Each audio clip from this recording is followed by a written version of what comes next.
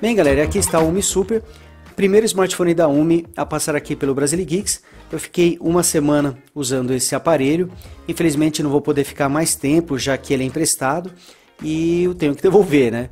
Mas já deu para poder conhecer bastante os recursos, não vou poder fazer uma análise mais aprofundada, mas vou poder aí falar sobre as principais características, o que eu achei legal, o que eu não gostei muito no aparelho. O Umi Super não é fabricado aqui no Brasil, a Umi sequer está presente aqui no nosso mercado, mas você pode trazê-lo via importação, inclusive eu vou deixar o link da Gearbest, caso você se interesse pelo aparelho.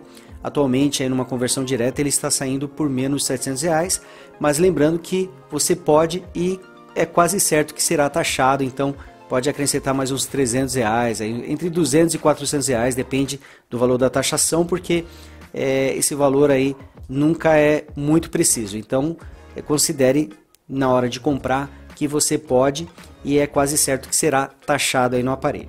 Sobre o aparelho em si, ele tem uma tela de 5,5 polegadas, uma tela Full HD e com painel LCD IPS, uma tela de qualidade muito boa.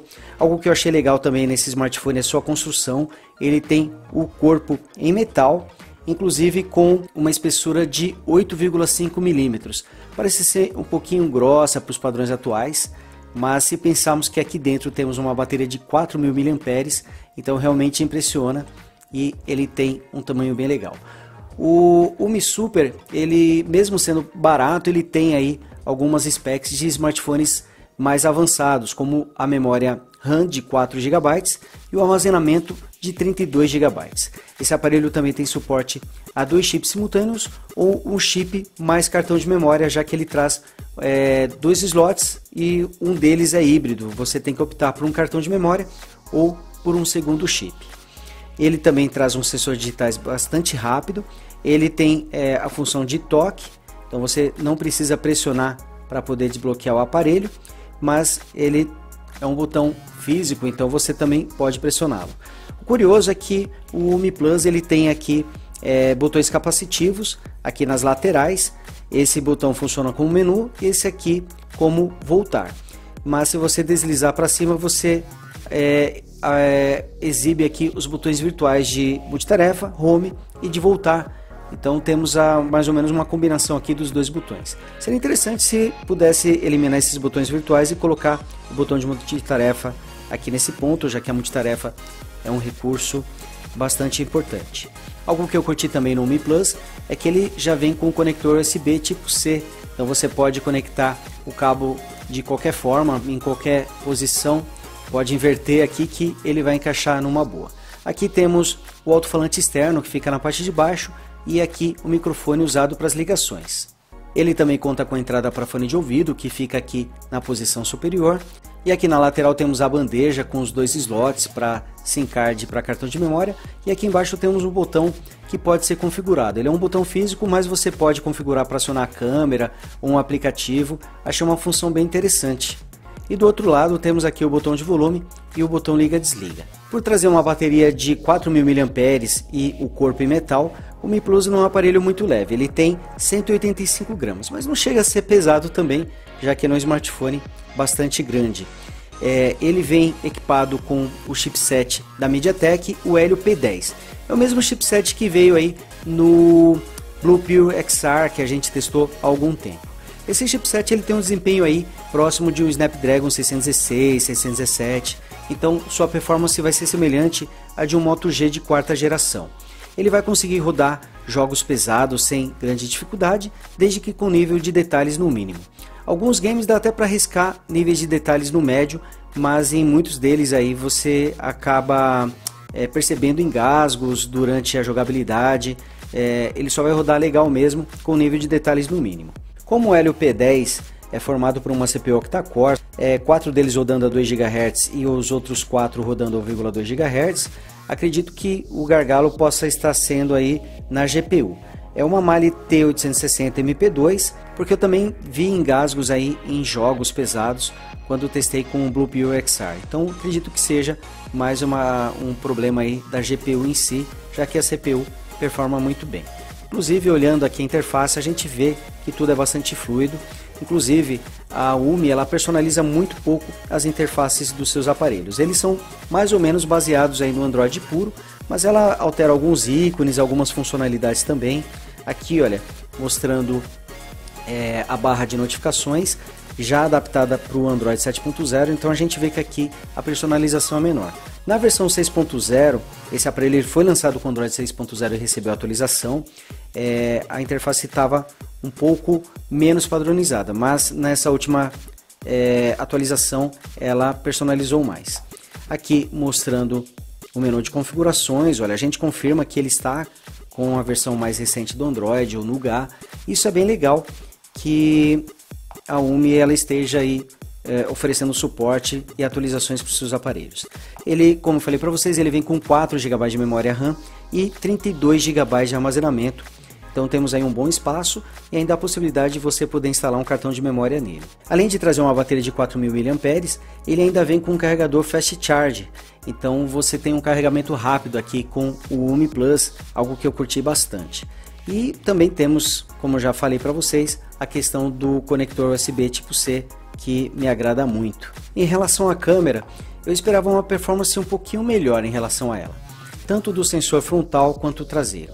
O sensor traseiro dele aqui tem 13 megapixels, mas a gente nota na própria tela que as cores parecem ser um pouquinho lavadas.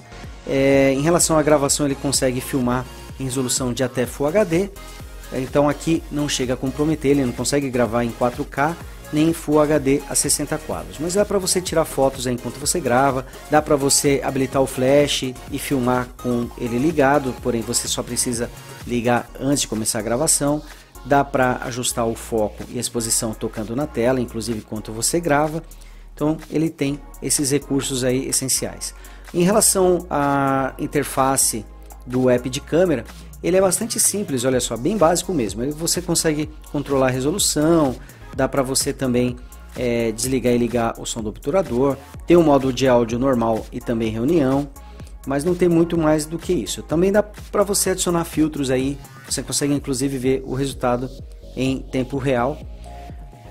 O formato aqui do app, ele imita aí o iPhone com menus verticais, então ele conta aqui com um modo panorama, tem um modo profissional, mas não é tão profissional assim porque ele é um pouquinho limitado. Você consegue ajustar a saturação da cor, brilho, contraste, exposição, o ISO e também o balanço de branco, mas não dá para você ajustar manualmente aqui o foco e também não dá para você controlar a velocidade do obturador, então ficam essas limitações.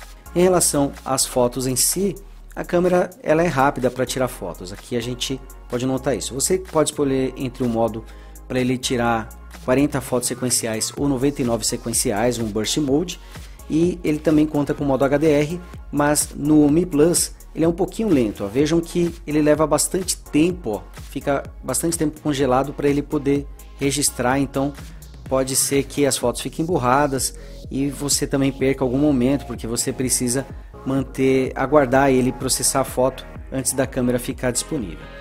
Em relação à câmera frontal, essa sim me decepcionou mais. Para fotos ele até que quebra um bom galho, aqui o sensor frontal tem 8 megapixels, a qualidade da imagem até que é boa, só apresenta os mesmos problemas ali de cores lavadas, tem um modo HDR também, que leva o mesmo tempo para você tirar fotos, olha, ele leva um pouquinho de tempo, não é nem tanto para tirar a foto em si, vejam que a imagem fica congelada, não fica borrada, mas ele leva mais tempo para processar a imagem, então você tem dificuldades aí para tirar fotos mais rápidas. Mas acho que o maior problema mesmo é em relação às gravações. Essa câmera frontal ela não grava sequer em resolução HD, o máximo aqui é 480p, o que é um pecado para um aparelho aí como o UMI Plus, que tem recursos tão avançados, tão bacanas. Então nesse quesito ela decepcionou um pouquinho aqui fazendo a gravação, mas é bom lembrar, ó, dá para você tirar fotos enquanto você grava, mas não dá para você ter uma qualidade muito boa de foto. Então acho que a câmera aqui seria o principal problema desse aparelho. Bom, em relação ao aparelho sim, eu gostei bastante da construção dele, um aparelho com um ótimo acabamento, corpo em metal, traz uns sensores digitais bem interessante também, a tela dele é muito bonita, uma tela de 5,5 polegadas Full HD, a sua bateria de 4.000 mAh ela é mais do que suficiente para aguentar um dia e até 1 dia e meio de uso. Esperava até um pouquinho mais de autonomia por ser uma bateria aí tão grande de 4.000 mAh. A impressão que eu tenho é que a Umi não otimizou muito o Android, o sistema, para que ele economizasse mais bateria. Mas como a bateria é enorme, então isso não chega a ser um problema, porque na prática ele vai aguentar o tranco aí. Então no uso tradicional, no uso normal, você vai conseguir até 1 dia e meio de uso sem precisar recarregar. E ainda tem a vantagem de que ele traz um carregador Fast Charge que agiliza o carregamento do aparelho. Curti também o botão dedicado aqui, ó, no caso ele tá para acionar a câmera. É uma pena só que ele não esteja funcionando com a tela desligada. Poderia funcionar com a tela desligada, você tem que desbloquear primeiro, mas olha, depois que desbloqueia, realmente o app é muito rápido. Gostei também do fato do Android ter vindo aí com poucas personalizações. A Umi acabou optando por uma interface mais próxima do Android padrão. O aparelho em si ele tem o vidro frontal com tecnologia Dragon Tail, que seria um concorrente do Gorilla Glass, então tem proteção contra riscos e quedas. E ele também tem essa curvatura 2.5D aqui nas bordas, que dá uma aparência bem legal para o aparelho. O que eu não gostei tanto foi da performance. Eu esperava um pouquinho mais aí do Helio P10, porque no papel ele deveria ser um chipset com uma performance superior ao que realmente proporciona. E o que eu não gostei nele foram as câmeras, tanto a frontal quanto a traseira eu achei que ficou abaixo do desejado. Se você tiver num ambiente com bastante iluminação, as duas câmeras não vão comprometer para fotos, elas vão ter um bom resultado. Já a câmera frontal, ela não é indicada para filmagens, porque a qualidade realmente vai ser baixa, não dá para você selecionar sequer resolução HD, então nesse ponto aí ele decepcionou um pouquinho. Mas pelo conjunto e pelo seu preço é um ótimo aparelho. Como eu falei para vocês, ele está custando aí numa conversão direta menos de R$700 hoje. Claro que esse preço pode aumentar, pode diminuir por causa do dólar, mas hoje, no dia que eu estou gravando esse vídeo, você consegue comprá-lo facilmente por menos de R$700. Com uma taxa de importação aí que você tem que considerar, que pode ser entre R$200 e R$400, então o preço dele aí vai ficar no final entre os R$900 e R$1.100. Pelo conjunto que ele tem, é um ótimo aparelho, traz recursos bem legais aí que você só vê normalmente aqui no Brasil em aparelhos mais avançados. E isso importando da forma correta, pagando as taxas para o governo, então não vai ser uma importação ilegal. Porém, se você tiver algum problema com garantia, aí é sentar e chorar, porque você vai ter muita dor de cabeça. O tempo de chegada dele leva em média entre 20 e 40 dias, depende muito da localidade onde você está e também do pessoal lá da Receita Federal, que também precisa aí averiguar o produto para poder ter a taxação, então pode variar esse tempo aí. Mas está aqui, esse é o Umi Plus. Espero que vocês tenham conseguido aí através desse vídeo conhecer um pouquinho melhor o aparelho. Acho que o tempo que eu fiquei com ele já deu para ter uma boa noção aí sobre os recursos e funcionalidades. E se vocês curtiram esse vídeo, já sabe, deixa o seu like aqui embaixo, aproveite também, se inscreva no canal do Brasile Geeks, torne-se um Big Geek você também. Obrigado galera, um abraço e a gente se vê no próximo vídeo. Falou!